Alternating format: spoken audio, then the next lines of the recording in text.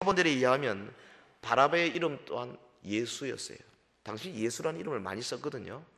그래서 예수 바라바였습니다. 그리스도 예수, 예수 바라바, 예수 그리스도 두 사람이 지금 대조되고 있습니다.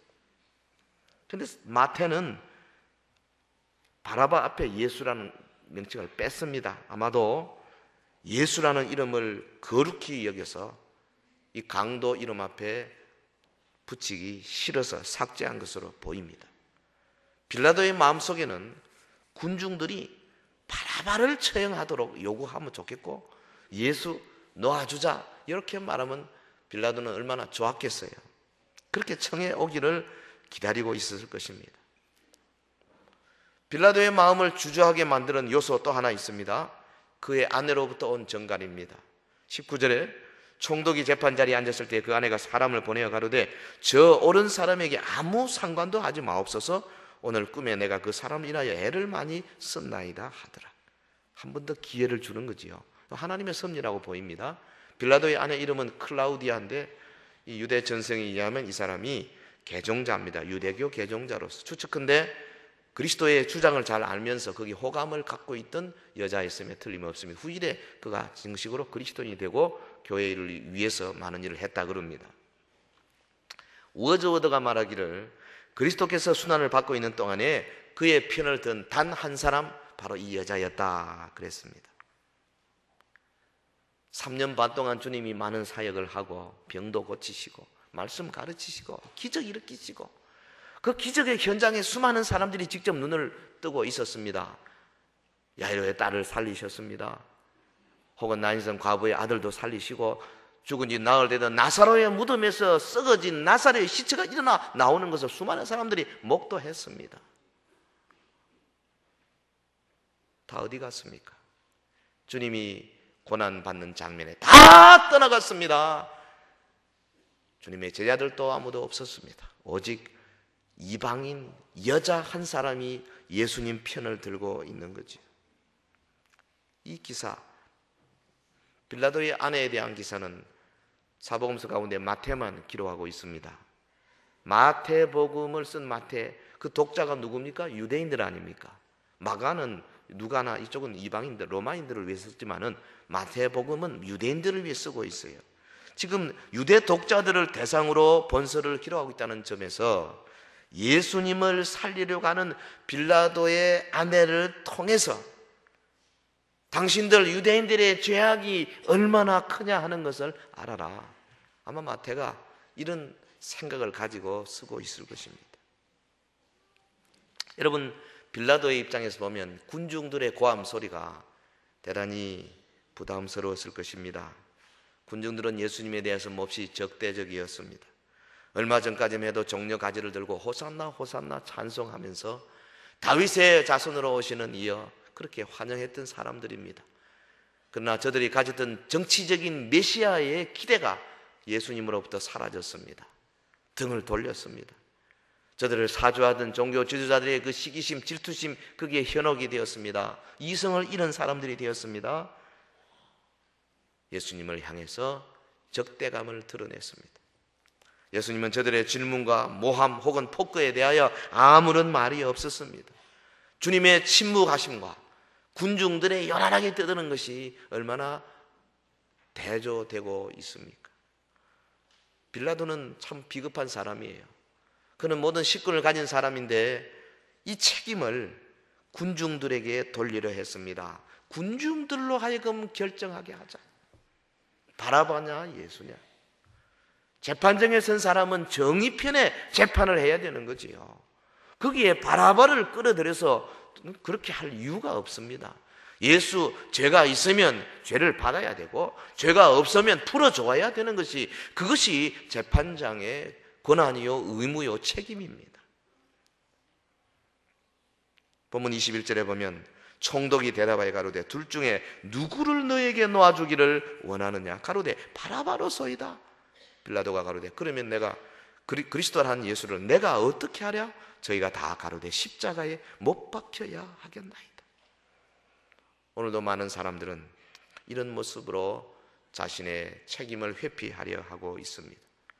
이 사건의 최종 결정자는 빌라도 자신이었습니다. 그는 결코 책임을 다른 사람에게 미룰 수가 없었습니다.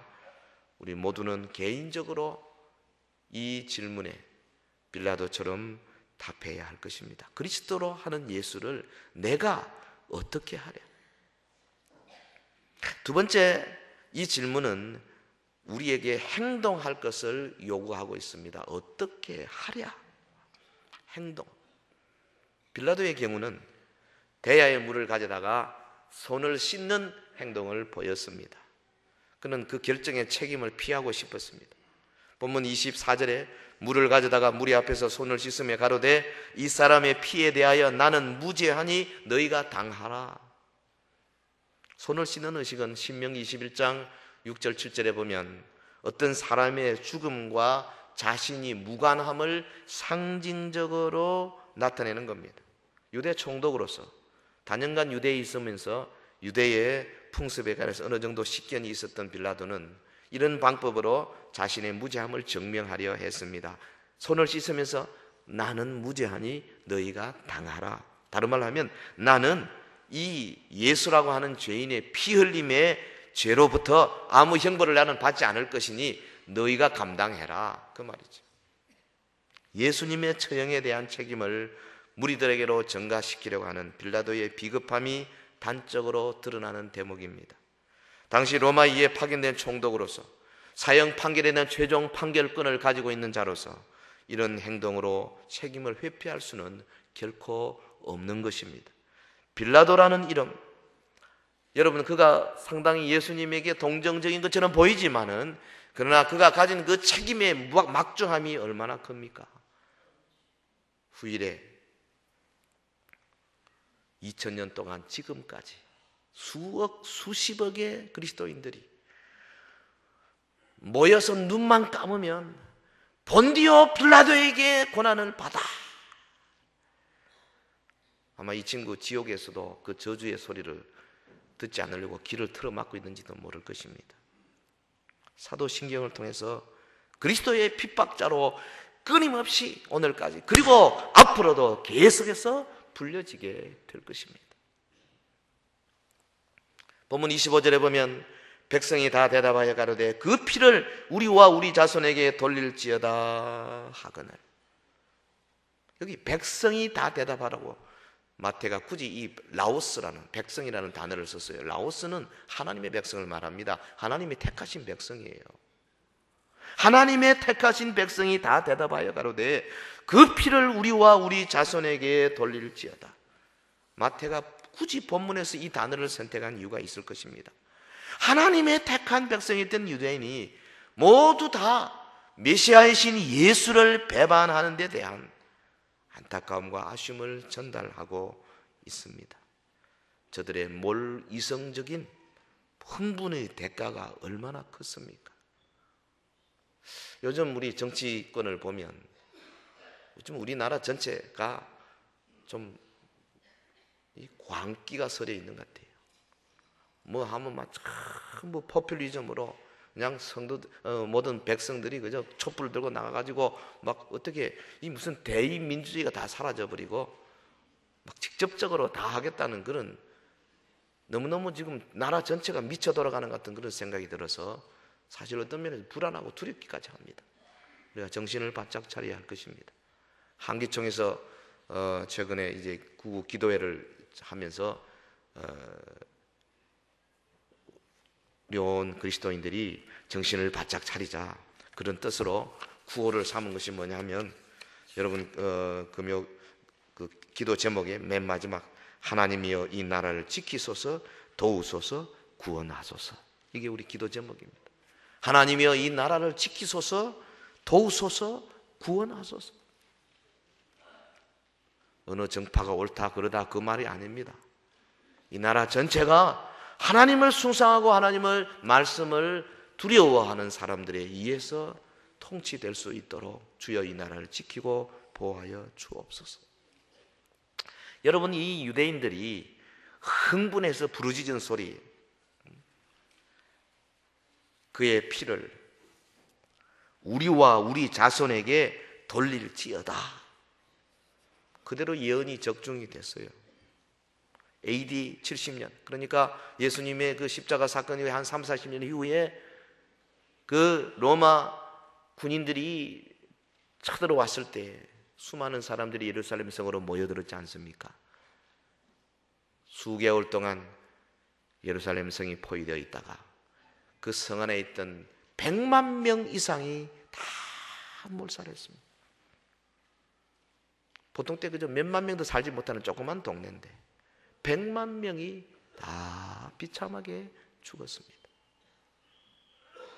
그리고 2000년 동안에 나라 없는 유랑민족으로서 유대인들이 당한 민족적 순환은 세계 어느 다른 민족의 유래를 찾아볼 수 없도록, 그러면서도 여전히 민족으로서 지금 존재하고 있는 아주 희한한 나라입니다. 지난 2차 세계대전 때는 나치의 그 가스실에서 600만 명이 숨을 거두었습니다. 성도 여러분, 그 피를 우리와 우리 자손에게 돌리소서. 그대로 이루어지는 거예요. 악한 사람들은요, 이렇게 자기도 모르게 자신의 장래를 예언할 때가 있어요. 우리 불신자들이 흔히 쓰는 말 중에 죽겠다 하는 말 있죠. 불신자만 쓰는 건 아니죠. 우리도 쓰죠. 죽겠다, 더워 죽겠다, 뭐 미워 죽겠다, 싫어 죽겠다, 배 불러, 배 고파 죽겠다, 추워 죽겠다, 더러워 죽겠다, 기분 나빠, 하여튼 죽겠다는 말을 많이 쓰는데요, 이거 좀 안 쓰면 좋겠어요. 사실은 죽겠다는 말은 주님의 은혜를 모독하는 말입니다. 주님의 새 생명 가운데 사는 성도들은 죽겠다라고 하는 표현하는 대신에 어려운 일을 만날 때마다 죽게 있다, 문제의 해결책이 죽게 있다 이 말이에요. 염려와 근심과 걱정을 주님 앞에 내놔라 이겁니다. 믿음으로 맡겨야 돼요. 간구하고 믿음으로 살자는 말입니다. 제가 죽겠다 해볼 테니까 우리 할렐루야 찬양인데 죽게 있다 분명히 해보죠. 죽겠다. 예. 한번 더 우리 전체 한번 해봅시다. 죽겠다. 제발 모든 어려운 문제마다 죽게 있다. 뭐가요? 해결책이, 응답이 죽게 있다. 오늘 우리로서는 이룰 수 없지만은 우리 주님이, 여러분 사업이 어렵습니까? 해결책 죽게 있습니다. 자녀 문제로 골치 아픕니까? 해결책이 누구에 있어요? 죽게 있어요. 건강 문제 죽게 있습니다. 미래의 불안함 해결책이 죽게 있어요. 그런데 오늘 이 질문, 내가 예수를 어떻게 하랴? 이 질문은 우리가 반드시 행동해야 하고 반드시 결정해야 하는 질문입니다. 어떻게 하랴? 뭔가 결정하고 행동해야 되는 거예요. 여러분, 예수 그리스도에 대해서, 그분의 진리의 말씀에 대해서, 우리 하나님의 나라의 그 법칙에 대해서, 복음에 대해서 우리가 행동해야 되는 거예요. 어떤 집에서 앵무새를 길렀어요. 아이 주인이 앵무새한테 괜찮다 이걸 가르쳤어요. 이놈이 아는 말이 한마디밖에 없어요. 괜찮다. 말을 잘했습니다. 하루는 집 식구들이 모두 출타를 했습니다. 머슴살이 하는 사람이 이제 앵무새 곁으로 싹 지나가는데 앵무새가 사람 지나가는 걸 보고 괜찮다 이랬어요. 가뜩이나 말이지 자기는 외출하지도 못하고 혼자 외로워 울적한 기분도 좀 상하고 있는데 괜찮다 하니까 좀 놀리는 기분이 들었어요. 고개를 싹 돌려서 너 뭐라 그랬어? 그러니까 괜찮다 그런 거예요. 뭐가 어째? 그러니까 괜찮다. 여기 아는 게 요 말밖에 없으니까. 그래서 홧김에 앵무새를 확 잡아가지고 끄집어냈습니다. 목을 딱 잡았습니다. 그랬더니 괜찮다 그러네. 기분이 점점 나빴어요. 한번 틀었습니다. 이래도 괜찮나? 그러니까 괜찮다. 이래도 괜찮나? 괜찮다. 뭐 괜찮다밖에 할 줄 모르니까. 그래서 성질이 나가지고 너 이놈 죽어라 하면서 팍 틀어서 목을 부러뜨리는데 부러지면서 한다는 앵무새 한다는 소리가 괜찮다 이러고 죽더라는. 여러분, 우리 성도들 가운데요 꼭 이런 사람이 있는 것 같아요. 준비 없어도 괜찮다. 독실하게 안 믿어도 괜찮다. 하나님의 말씀 앞에 행동하지 않아도 괜찮다. 기도하지 않아도 괜찮다. 전도하지 않아도 괜찮다. 하나님 앞에 뭐 드릴 거 안 드려도 괜찮다. 괜찮습니까? 죽습니다, 잘못하면. 반드시 우리 하나님의 말씀, 이 질문 앞에 행동해야 되는 거예요. What shall I do? 몇 가지 선택의 여지가 있습니다. 그러나 그 책임은 여전히 선택한 사람, 결정한 사람에게 있습니다. 여러분, 예수님을 영접하기로 결정하거나 또는 그를 거부하기로 결정할 수 있어요. 책임이 결정자에게 있습니다. 여러분은 그에게 순종하기로 결심하거나 또는 불순종을 택할 수 있습니다. 여러분은 예수님을 공개적으로 시인할 수 있습니다. 안 믿는 사람에게 내가 예수를 믿는다고 시인할 수 있습니다. 또는 부인할 수 있습니다. 우리는 예수님을 내 자신의 삶의 주인으로 모시고 그 앞에 무릎을 꿇고 철저하게 종의 자세를 취할 수 있습니다. 또는 그를 무시하고 경멸할 수 있습니다. 선택권은 우리에게 있어요. 어떻게 여러분 하려고 합니까? 어떤 결정을 하건 간에 그 책임은 우리의 몫입니다. 결코 이를 벗어날 수 없습니다. 그리스도라 하는 예수를 내가 어떻게 하랴? 세 번째, 이 질문은 그리스도에 관한 질문입니다. 예수 그리스도에 관한 질문이에요. 그리스도라 하는 예수를 내가 어떻게 하랴? 사실 빌라도의 입장에서 뒷단에 내가 예수를 어떻게 하랴 했지만은 되게 건방진 말씀입니다. 이 질문 자체가 도대체 건방진 질문이에요. 그가 어떻게 하려고 하는 대상은 예수 그리스도입니다. 만유의 주요 만왕의 왕이십니다. 천지를 지으신 창조주시요 섭리자시요 통치자시요 마침내 심판하실 심판주이십니다. 할렐루야. 그는 우리를 지으신 자시요 우리는 그의 백성이고, 그는 우리를 먹이시는 자시요 그는 우리를 위하여 친히 육신을 입고 이 땅에 오셔서 우리의 모든 죄를 담당하신 우리의 참 구주이신 분이십니다. 그를 가리켜 일개 로마의 총독 따위가 내가 이 사람을 어떻게 하랴? 건방지고 건방진 질문입니다. 빌라도가 내려야 할 많은 결정들이 있었겠지만은 다른 어떤 결정들보다도 이 질문의 중요도에 비하면 아무것도 아닌 거지요. 우리 모두에게 이 질문보다 더 중요한 어떤 거 있을 수 없습니다. 이 세상의 다른 것들은 다 일시적인 것이지만은 그러나 이것은 우리의 영원한 삶과 관계되기 때문에 그렇습니다. 모든 인류는 모두 다 개인적으로 이 질문에 답해야 합니다. 그리스도로 하는 예수를 내가 어떻게 하랴? 도대체 내가 이분과 더불어 어떤 관계를 맺어야 할 것이냐? 이분이 요구하는 이 요구 앞에서 내가 어떤 자세를 취해야 할 것이냐? 예수님에 관한 질문입니다. 여러분, 교회에 관한 질문 정도가 아닙니다. 그 이상입니다. 어떤 종교적인 축제에 관한 것이 아닙니다. 그 이상입니다. 종교적인 의무에 관한 것도 아닙니다. 그 이상입니다. 오직 예수 그리스도에 관한 우리 각자의 입장이요 그분의 초청에 대한 우리의 응답에 관한 문제입니다.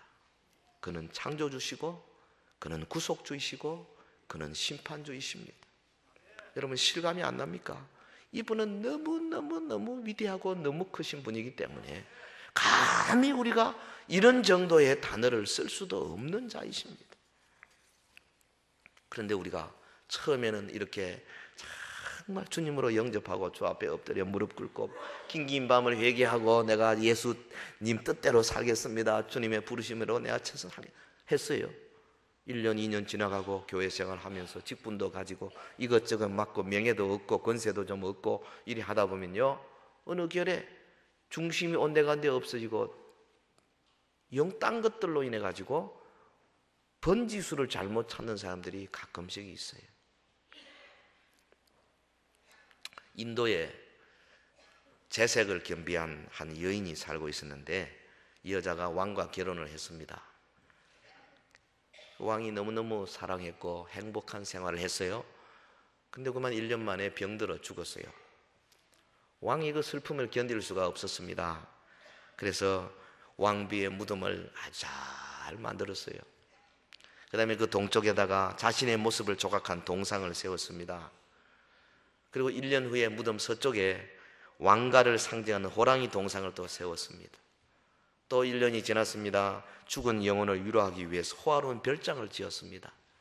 그리고 자신의 권력을 상징하는 웅장한 성을 건립을 했어요. 왕이 어느 날 맞은편 동산에 올라가서 쫙 내려다 보니까 그 무덤을 중심으로 해서 뭐 동상들, 웅장한 성과 별장들 참 보기가 좋았습니다. 그런데 전체 구조를 가만히 자꾸 보고 있으니까 그 중심에 위치한 무덤이 자꾸 눈에 거슬렸어요. 그래서 신하를 불러서 명령했습니다. 저 무덤을 당장 치워버려라. 이 웰스의 단편소설 무덤의 스토리입니다. 사람들은 주님을 마음의 중심에 모시고 살다가 권력 생기고 명예 생기고 무슨 여러 가지 이것저것 생기면 어느새 주님을 중심에서 치워버리는 그런 어리석음을 범하는 것이 오늘 현대 그리스도인들의 모습이 아닌가 싶습니다.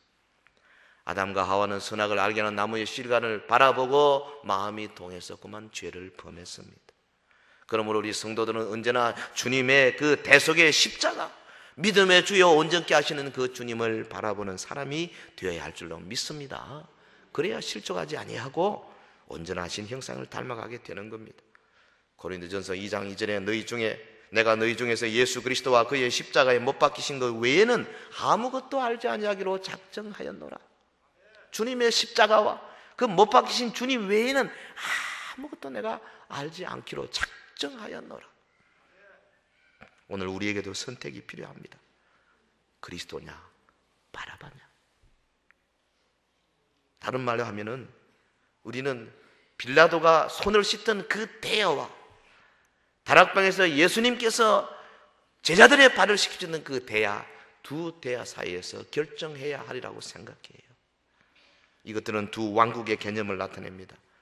빌라도의 대야는 자신의 안전과 영달을 꾀하는 세속적인 모형이었지만은 그러나 예수님의 대야는 하나님 나라를 위해서 헌신한 하나님의 종의 모형입니다.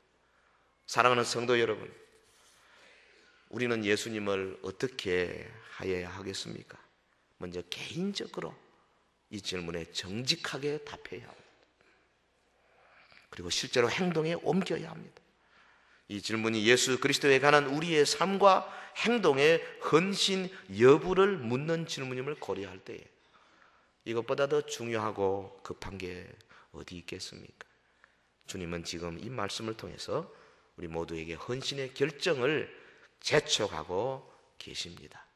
우리 사순절 기간, 이번 주간, 그 다음에 오는 고난주간, 그리고 부활의 아침 맞이할 때까지 우리가 주님의 십자가를 묵상하고 내 몫에 태인 십자가를 지고 나도 주님을 따라가겠습니다.